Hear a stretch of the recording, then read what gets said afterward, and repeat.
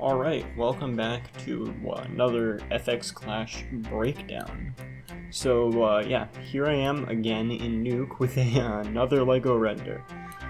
You're gonna be seeing a lot of these coming up, so get used to it. Yeah, let's walk through it. So we start off here. Looks black. Blender is weird, so it doesn't render the correct naming convention. So as you can see up here, it's trying to see the RGBA, which Blender likes to spit that out as like a view layer combined.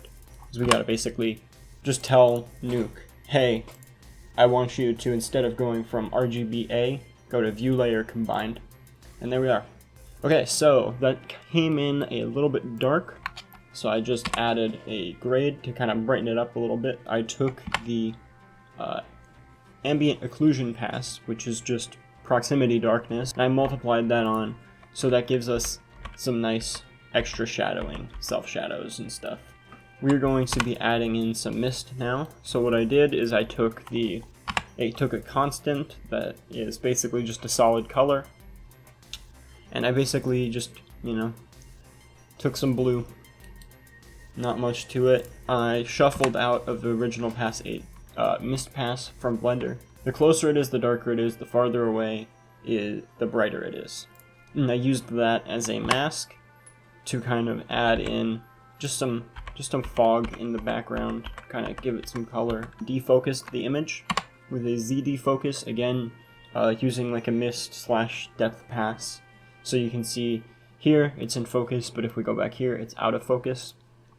And just to give it a little more realism, I used this bokeh texture of an actual lens. Okay, then there is chromatic aberration, which is a side effect of old or cheap lenses.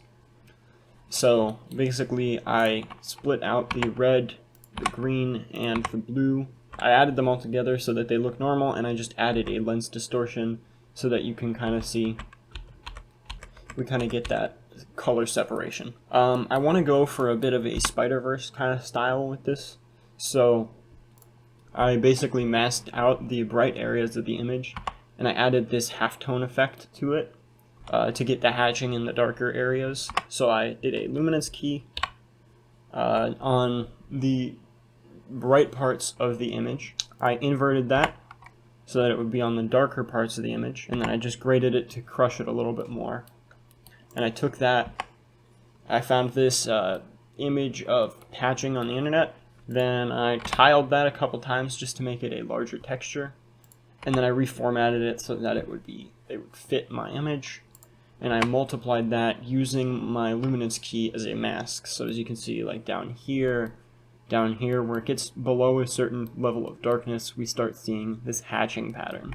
Then I did some lens effects. I took this lens dirt, reformatted that to crop it in, and I used the same auto flare gizmo that I used for the last breakdown, plus that over top. I didn't want it to be that strong, so it's at a very, very low 0.03 mix, so it's not very bright at all. I want to have a bit of blooming, so I added in this optical glow, another gizmo from Nukepedia. I then went and put in a vignette to kind of darken the areas outside of what I want you to be looking at, kind of guide your eye in a little bit.